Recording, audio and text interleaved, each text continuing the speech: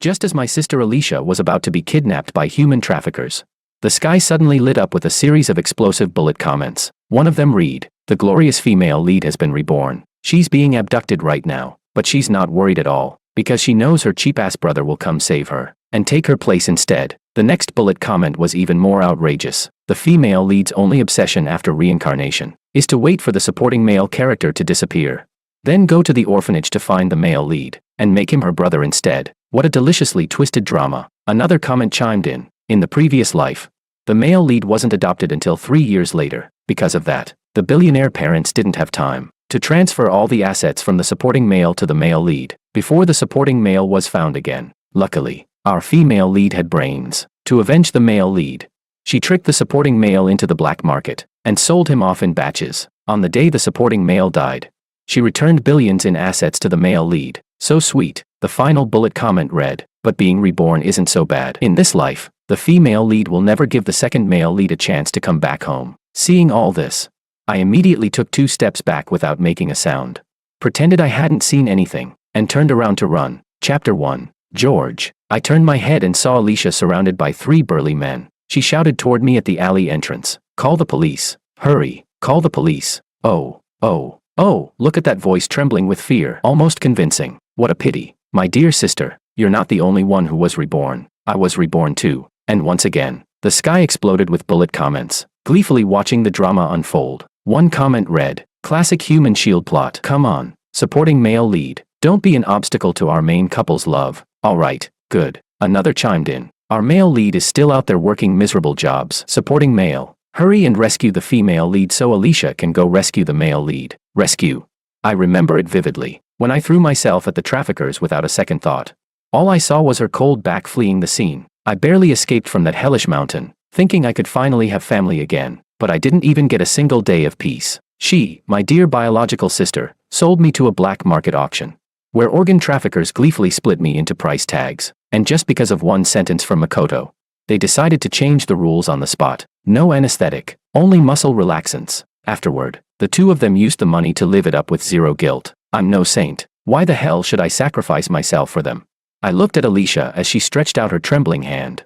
But behind those eyes was unmistakable calculation. I raised an eyebrow, and just as one of the men's hands was about to land on her shoulder, I took a sudden step back, then another. Crash. The phone I had been gripping tightly slipped from my hand, shattered on the cold concrete, and fell straight into the sewer with deadly precision. Alicia froze, mouth agape, like a chicken with its neck strangled. No sound came out. Even the bullet comments were dumbfounded. What's going on? Isn't the supporting male supposed to rush in and save her? Why is he backing away? What's up with his hand? Parkinson's. How did the phone fall into the sewer that perfectly? Then came another comment. The plot's falling apart. If he doesn't save the female lead, what's going to happen to her? The next second, Alicia, face flushed with rage, yelled at me, "George, are you out of your mind? Can't you see I'm in danger? Why aren't you coming to save me?" She panicked and began to beg the traffickers next to her. "Take him instead. He's my brother. Look how strong he is. You could sell him on the black market for a fortune.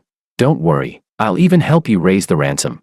Our parents are loaded. How about I take 30 and you take 70? Deal." Wow. In our last life, she escaped thanks to me. This time she didn't even bother acting. She's trying to trade my life again for a few moments of safety. School let out early, and the streets were already deserted. It was pouring rain, and the few passers-by were rushing under umbrellas. None of them would notice what was happening at the alley entrance. These traffickers probably counted on that perfect timing and setting. They weren't in a rush at all, just stared at me with greedy eyes. I glanced at the expensive bracelet on Alicia's wrist, and pinched my thigh hard, feigning terror. I shook my head and said in a trembling voice, "What are you talking about, sis?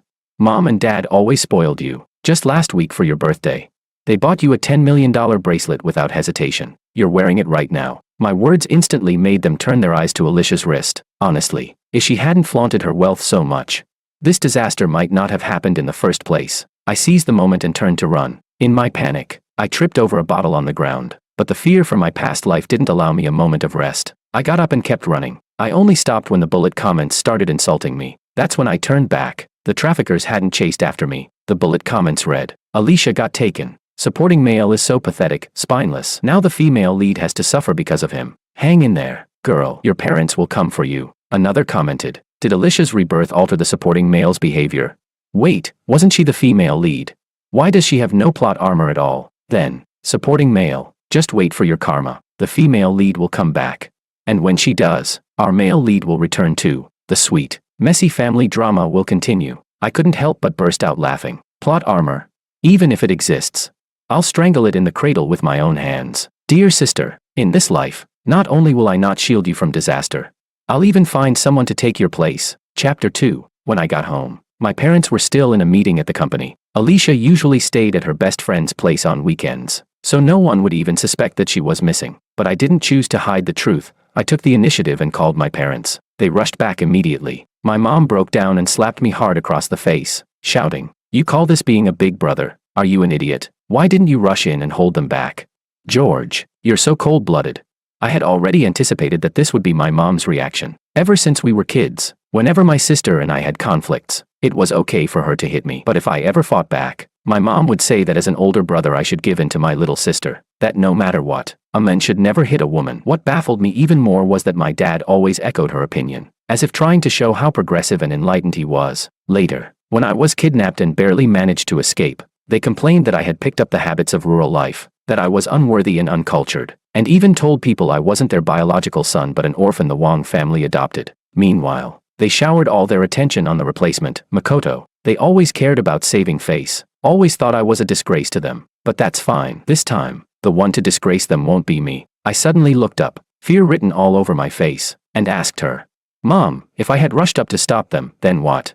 I rolled up my pant leg, revealing the surgical scar on my left leg, and said, "Mom, do you remember this scar? When I was 12, I jumped into the river to save my sister. She climbed out and ran away, but I was swept away and shattered my bones. I stayed in the hospital for 3 months, and to this day, when it rains, my leg still aches. That night, in that heavy rain, I could barely stand from the pain. But later, she said it was all just to test my loyalty. I didn't dare save her this time, because I didn't know if this was another one of her little loyalty tests. It really hurt, but there was no such thing as a loyalty test. The truth was, Alicia wanted to fight me for the family inheritance. She was trying to find a way to kill me. My words stirred up my mom's memories, and her face instantly filled with regret. She began apologizing repeatedly. "I'm sorry, George. I didn't know you were in so much pain."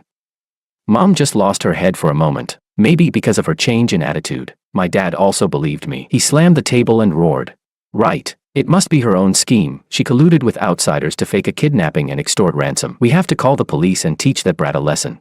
Without another word, he called the police and reported Alicia missing, demanding they find her. I wasn't worried in the slightest. The human traffickers behind this were powerful. After I was abducted, I was shuffled around countless places before they finally sold me off half a year later. Finding Alicia wouldn't be that easy. As the days passed, my parents' anger turned to fear and worry. Eventually, they became numb. They poured what little affection they had left entirely onto me, hiring several bodyguards to protect me. Half a year went by. They barely mentioned Alicia anymore. When my 16th birthday came, I knew it was time to act. Right after dinner that weekend, I pinched my thigh hard and, crying like someone at a funeral, began wailing at the family portrait. My mom was startled and rushed over. "George, what's wrong? Don't scare us like this. Tell us, did something happen at school?" I shook my head. "No." I paused for a moment and then said, "I just miss my sister." Chapter 3. A trace of sadness flickered across my mom's face. My dad got up awkwardly and began pacing the room. Sure enough, my mom hesitated before saying the same thing she had told Alicia in my previous life. "George, are you feeling too lonely on your own? How about we adopt a little sister for you?" Absolutely not. If Alicia came back later, they'd just blame me, claiming it was my idea to find some girl to replace her. I said, "Mom, that's not what I meant." I continued. "A few days ago, I had a dream. I saw my sister suffering terribly. She was living in misery. It's a shame even the police haven't been able to find her. To this day, we still don't know whether she was truly kidnapped or if she was working with the traffickers. I want to use my free time on weekends to volunteer, to help those in need. Maybe that way, I can earn some good karma on her behalf." My parents were moved, tears welling up as they praised me for being so thoughtful. My dad said, "George has grown up. You're so sensible now. Do whatever you feel is right. Your mom and I will fully support you." I nodded and chatted with them for a bit before heading back to my room to review the information the private investigator had sent me on Willow. Then the bullet comments popped up again, full of insults. "This male side character is disgusting. He's just feeling guilty and trying to redeem himself with fake good deeds. Becoming the protagonist. Please, just wait. Once the main couple returns, it'll be the end for you." Another comment read, Poor female lead. She's been beaten by traffickers for half a year. Barely has food or clothes, all because of this worthless man. The next one replied. Now that the female lead's kidnapped, the male lead will just have to suffer like in the last life. 2. I only smiled silently and contacted my driver to plan tomorrow's schedule. No need to worry. Now that this vicious side character is me, Alicia and Makoto, they're in for a life of suffering, this time, all the way to the end. The next day, I headed to the juvenile detention center early in the morning. As soon as I arrived at the library, a staff member quietly warned me, stay away from the girl by the window. She might look pretty, but she's in here for killing someone, claimed it was self-defense. Her adoptive father was a monster. He didn't adopt her out of kindness, and the night he tried to force himself on her, she killed him. It was brutal. I nodded with a smile, but after the staff member left, I deliberately walked over to Willow with a book in hand. Willow looked up, her eyes coiling around me like a venomous snake. In just a second, a chill ran down my spine, exactly like the first time I met her. In my past life, before I was sold into the mountains by traffickers, I had met Willow, also abducted by them. We spent a few days together. I was the one who always initiated conversations. She only answered selectively. The next time we met was when I finally found a chance to escape from the mountains. By then, she had already killed the crime boss who bought her and taken his place, becoming the Black Widow the local media talked about. She recognized me, took out the villagers chasing after me, and helped me return safely to the Wong family. Snapping back to the present, I sat down across from her. The bullet comments, as usual, seemed to know even more than I did. Holy shit, isn't that the female villain Willow? Why is George talking to her? At this point in the story, they don't even know each other. Another said. This side character's guts, though. He actually came to find this psycho chick. Her adoptive father's debt collectors are offering a reward for her. She's clearly hiding in here on purpose. He's gonna get himself killed. And the next one, good, let him die. That's karma for not saving the female lead. A trashy man paired with a psycho woman. Perfect match. Oh, so Willow's the female villain. Well, that does make us a good pair. As for the bounty, I'd already learned all about it from the private investigator I hired. I came here today specifically to negotiate with her. I opened the book and handed her a slip of paper. It contained the intel I'd gathered. I said, the debt collectors bribed a guard. 3 days from now during free time, they're going to kill you. Willow's fingers tensed. She looked up at me again, her eyes dark and unreadable. I smiled slowly and said, come with me. I'll help you handle it. She bit her lip. What's the condition?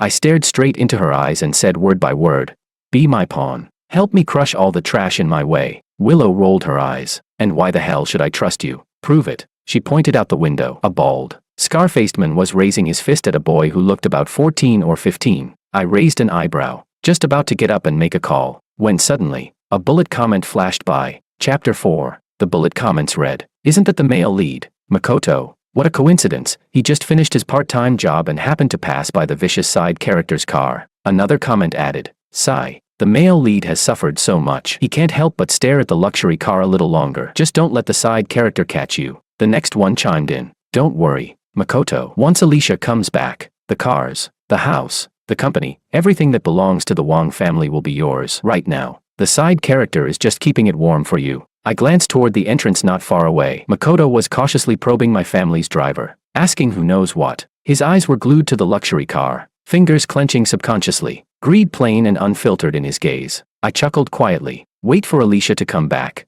Well, that depends on whether she can even crawl her way back out. I looked away and stepped into a corner to call my father. I said, Dad, I'm volunteering today, but there's this bald guy with a scar here. He's beating a kid with an iron rod. The kid's bleeding all over the place. Dad, what I mean is, can you have them lock that guy up in isolation?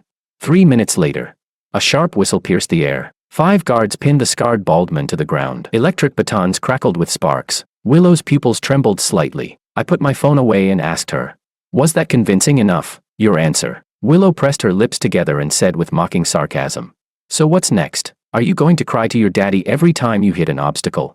I didn't respond, just smiled. After spending a few days with her in my past life, I had already figured her out. She's that Sundara type, pretending to hesitate when she'd already made up her mind. The fact that I dared to propose a deal meant I already had a solution for her problems. I said, I'll go handle the paperwork. You get changed and wait for me at the gate. Chapter 5. After leaving the juvenile detention center, Willow was already standing beside the Maybach in her own clothes. Her clothes were worn to the point of fading, wrinkled and torn, but her youthful face gave her an oddly fragile look, the kind that made people want to protect her without even realizing it. She really was beautiful, and beauty, when paired with any other card, becomes an unbeatable hand. Willow had just that. My gaze made her uncomfortable. She twisted the hem of her shirt with tightly clenched fingers. She frowned and said, "This is the only outfit I have. If you think I'm dirty, I don't have to get in the car." Only then did I realize she'd misunderstood me. I quickly explained, "You've got it wrong. I was just admiring how beautiful you are. Get in. You're coming home with me." I narrowed my eyes and looked at her, still hesitating. "What? Do you want me to carry you in?"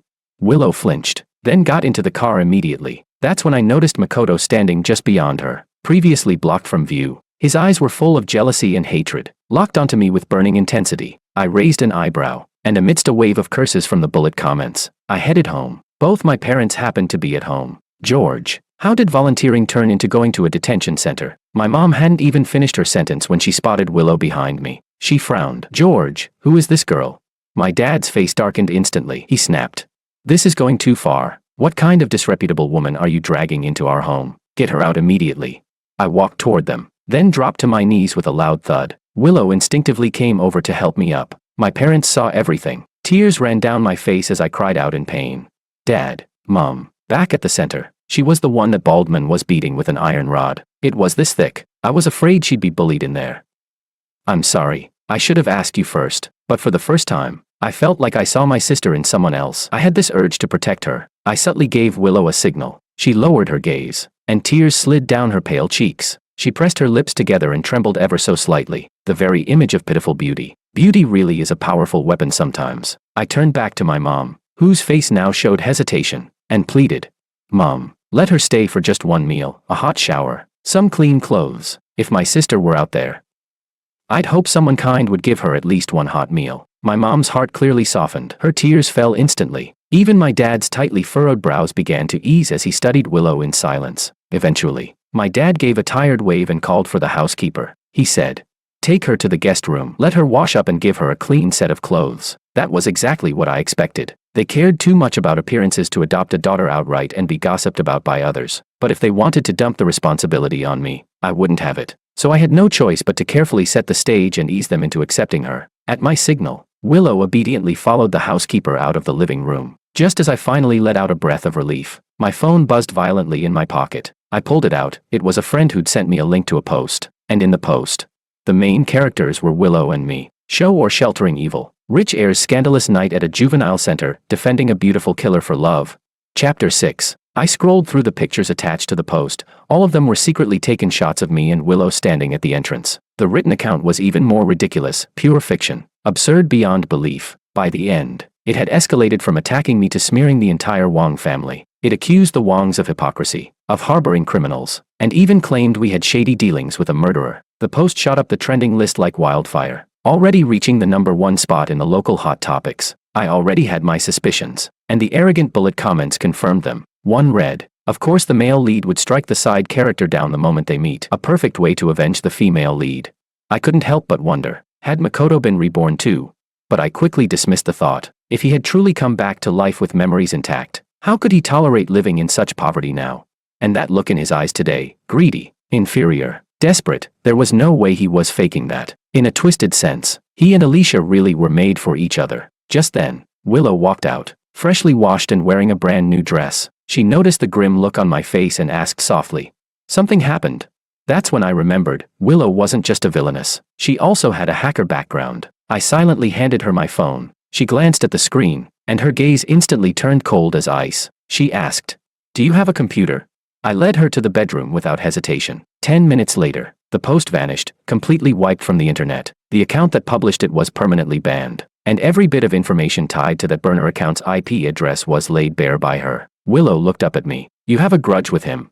I nodded. "You could say that." She lowered her head again and worked a bit more before turning the screen toward me. A topic under Makoto's name was rising bizarrely fast up the trending chart. It was filled with his dirty past. Stealing aid funds meant for underprivileged students, gambling in underground casinos, chaotic private life, shady loans to build a fake persona. So the male lead was secretly involved in every vice imaginable: drugs, gambling, hookers, booze, and lies. Within half an hour, public opinion had completely flipped. Willow closed the laptop and said to me, "I heard, my adoptive father's debt collector died earlier today in the West District by the city edge. Thank you." I waved my hand, about to tell her not to mention it, but she suddenly knelt beside me. She pulled a bottle of antiseptic from her bag and lowered her head to tend to the scraped skin on my knee. Her voice was quiet. Next time you need anything from me, just ask. Please, don't do something like this again. I nodded, slightly embarrassed. She paused, stood up, and added, there's one more thing. She unlocked her phone and pulled up a photo. Handing it to me, she said, Alicia has been found. Chapter 7. I looked closely at the blurry photo. It seemed to be taken in a basement. Alicia was lying on a torn-up mattress, her left leg in a cast, her right hand wrapped in bandages. Her face was covered in bruises. She had clearly just been beaten. Willow explained that Alicia had tried to escape during a human trafficking transaction and had been caught. She said, I found the address. Do you want to rescue her? I was surprised, but more than that, I was delighted. Not even the bullet comments could figure out where the female lead, Alicia, had gone, but Willow found her easily. She wasn't a crazy woman at all. She was my lucky charm. I smiled and tossed the phone back to Willow. I said, then you better hurry. Little sister, do your best, and win my parents' affection. Honestly, Makoto's brilliant little scheme had helped me and Willow, indirectly. The next day, when my parents heard about the situation, they looked at Willow with new eyes. They even came up with an excuse to let her stay at the Wong residence permanently. Willow was smart. Her complicated upbringing had made her extremely sensitive to others' emotions. In less than a week, she moved out of the guest room, into the bedroom next to mine, a room that once belonged to Alicia. Alicia's belongings were either tossed into the junk room or boxed up and donated to charity. Even her photographs had been buried under thick layers of dust in the basement. A month later, my parents officially adopted Willow. They transferred her school registration to an elite private academy. They even wanted to change her name to Willow Wong. I refused.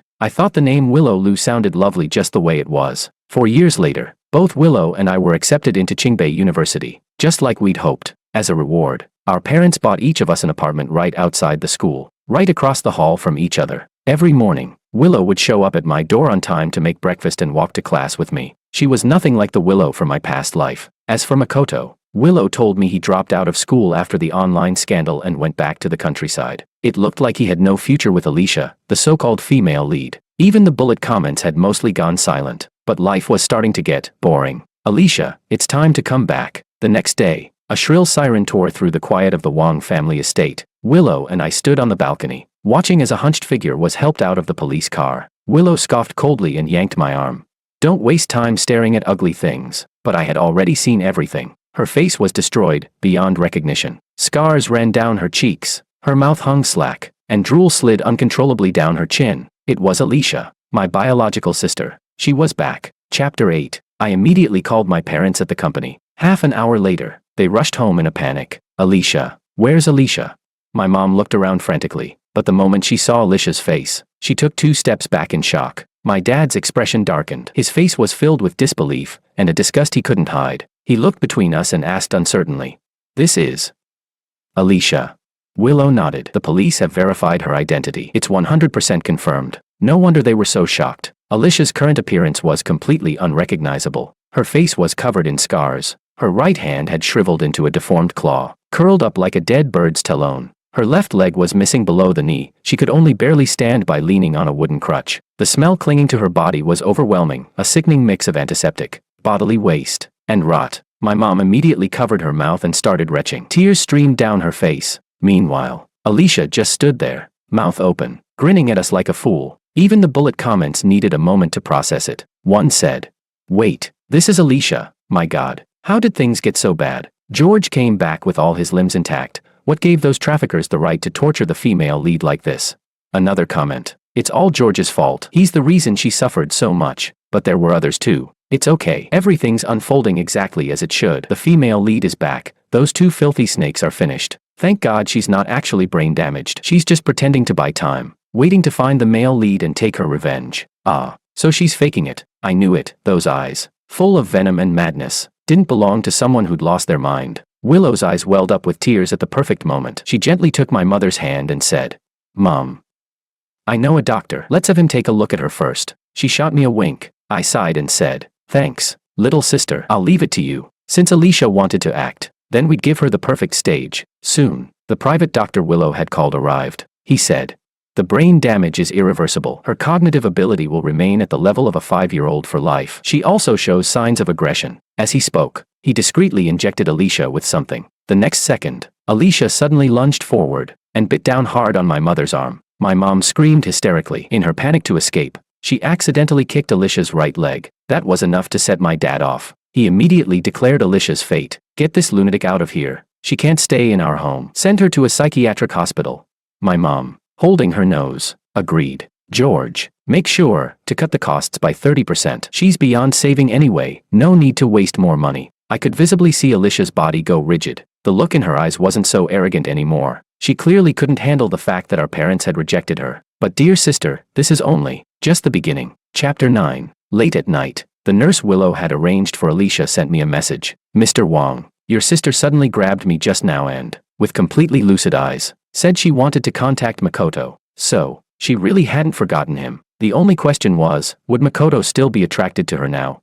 I was about to make a call, but Willow gently pressed down on my hand. She said, not yet. I didn't understand, until I saw her fingers dancing across the keyboard, pulling up a video. Alicia had been contacting others too. She was trying to have me kidnapped and sold at auction. Quite bold of her. Really, she was hoping I'd fetch 10 million. I raised an eyebrow in mild amusement. Willow let out a cold snort. I remember the rules of that place. If you don't deliver a product to auction, you have to go up for sale yourself. She wants to play the auction game. Fine, let's help her get the full immersive experience. For several days, Willow intercepted 7 or 8 different groups who tried to take me away. Then she handed over Alicia's location to them instead. It wasn't long before I heard Alicia had been taken. A few days later, Willow invited me to attend the auction. That day, alongside Alicia, there were plenty of other products on display. But Alicia was the finale. We waited almost 2 hours before it was her turn. As soon as the details were revealed, bids flew in fast. One bidder after another raised their paddles. The atmosphere was electric, even more intense than the time I was auctioned in my past life. No one expected the final bidder to be a wealthy Southeast Asian businessman, who paid a shocking amount for Alicia's first night. According to Willow, the man was infamous for collecting the deformed and grotesque. Alicia's withered right hand and empty pant leg fit right into his niche tastes. 3 days later, Alicia, heavily sedated, was transported like livestock to a luxury suite on the outskirts of the city. A few hours after that, she was dumped behind the hotel in a pile of garbage. Her clothes were torn beyond recognition. Her exposed skin was covered in fresh whip marks, bruises, and burns. Her face was grotesquely swollen, and blood foamed at her lips. I felt a wave of nausea rise and quickly turned away, calling for Willow so we could leave. On the way out, I had someone pick up Alicia's half-dead body and return her to the psychiatric hospital. The bullet comments had gone absolutely insane with rage, but it wouldn't be long before they'd be thanking us, because, to fulfill Alicia's wish, Willow and I had gone to great lengths to lure Makoto back. That night, as Willow was finishing a seafood feast, a nurse came in and told us Alicia had woken up. When she saw Makoto, now working as a security guard at the psych hospital, she broke down and threw herself into his arms, sobbing uncontrollably. Meanwhile, the bullet comments howled with joy. Wah! The male and female leads are finally reunited. So touching. Willow and George finally did something decent. Makoto, don't be nervous. That's your future wife. The entire Wong family will be yours soon. You're about to live like royalty. I chuckled softly in resignation and whispered to Willow. At the same time, I announced to the bullet comments a truth already set in motion. I said, the game has officially begun. Chapter 10. Only a few days had passed before news came from the psychiatric hospital. Makoto wanted to resign. After asking around, I found out the real reason. Makoto simply couldn't bear looking at Alicia's face any longer. As expected, the bullet comments immediately began blaming Makoto for being shallow and obsessed with appearance. But honestly, I didn't blame him. In our previous life, Alicia was at least a rich young heiress. Her looks weren't stunning, but they were decent enough. But now, things had changed. In her current condition, how could she possibly hold on to someone like Makoto, a man so driven by selfish gain? So, I immediately made a suggestion to my parents. Mom, Dad, I heard Alicia's been begging to travel and go outside while at the hospital. She's had a rough few years. Maybe we should fulfill some of her little wishes. My mom's eyes instantly turned red. She sighed for a long time, then called someone to arrange a monthly allowance of 50,000 yuan for Alicia. My dad frowned but, in the end, allowed it. To us, 50,000 wasn't much, but to Makoto, who'd grown up in poverty, it was a fortune. Sure enough, a week later, we heard that Makoto had withdrawn his resignation. Looked like our male and female leads would fall in love all over again, just like in the last life. But life never sticks to the script. 1 month later, before the protagonists could make a comeback, my grandfather passed away. My father was devastated. His grief triggered a severe illness. My mom became overwhelmed, juggling the company and caring for my bedridden dad. She handed the funeral preparations over to me. George, you've always been mature and steady. This time, I'm counting on you. I gave a solemn nod. Once she was gone, Willow came over with a piece of information. Alicia's been asking about the funeral details. She's probably planning something for that day. Want to stop her?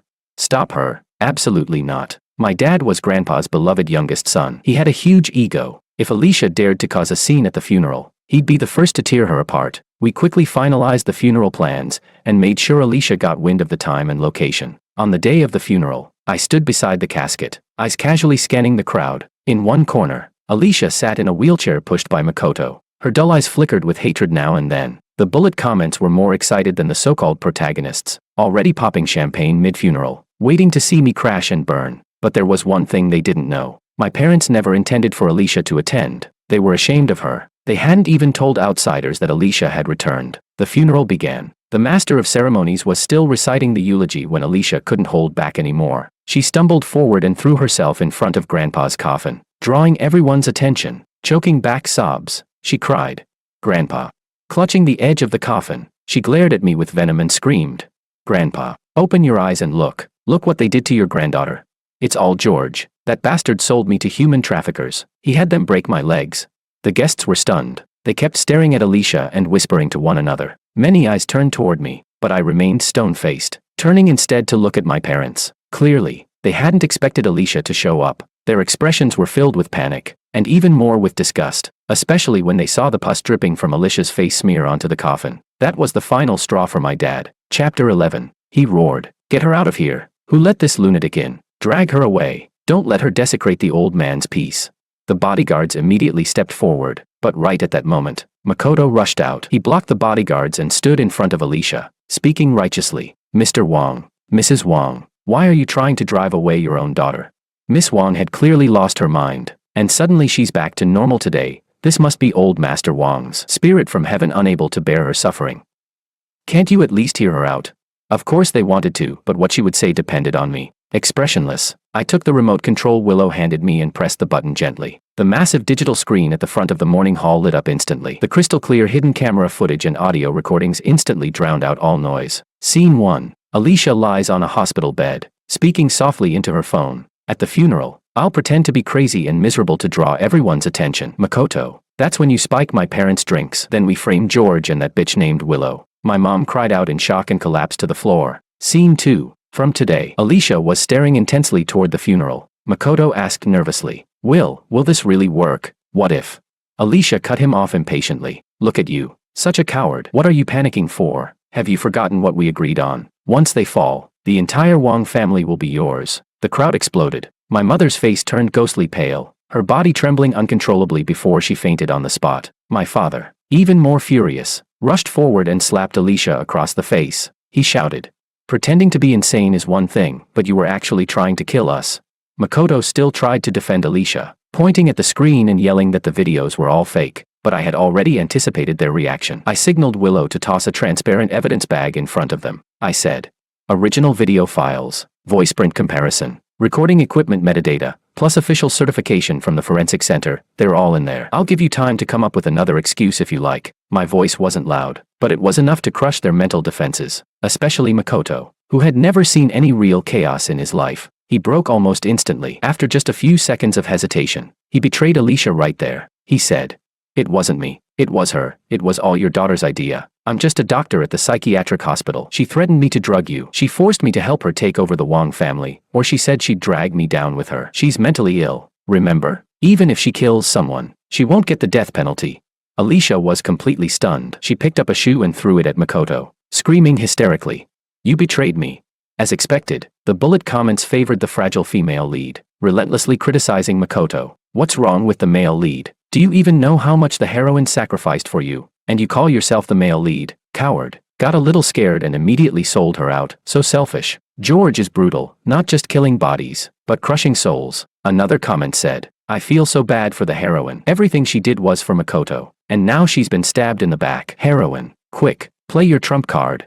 Just as I was wondering what trump card she could possibly have left, Alicia suddenly calmed down, raised her head, and stared at me with steely eyes. She said, "Dad, you say I'm crazy, but do you even know what George, your good son, did to me?"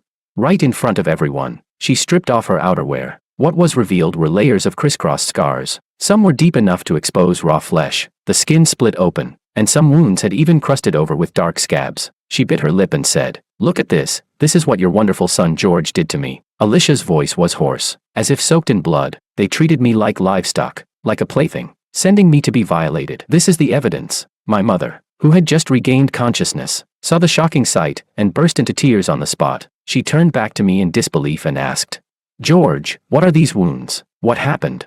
Chapter 12. I couldn't help but frown. It had been over a month since Alicia was auctioned off, yet those scars on her body were clearly new. Just as I was about to speak, Willow reached over and took my arm. Calmly, she pulled out her phone and cast another video onto the large screen. Alicia's voice came through loud and clear. "Yeah, hit me hard, especially the burns. Make sure the injuries are obvious so that my dad and mom will be heartbroken when they see them. The more pain they feel, the more they'll hate George. Once that happens, the Wong family will be ours." When the audio ended, Willow casually pulled up yet another surveillance recording. It was from the day Alicia caught the attention of the human traffickers. In the footage, she completely lost her temper and began cursing me. Her instigation of the traffickers to capture me was also crystal clear. Alicia was utterly stunned. She stammered in disbelief.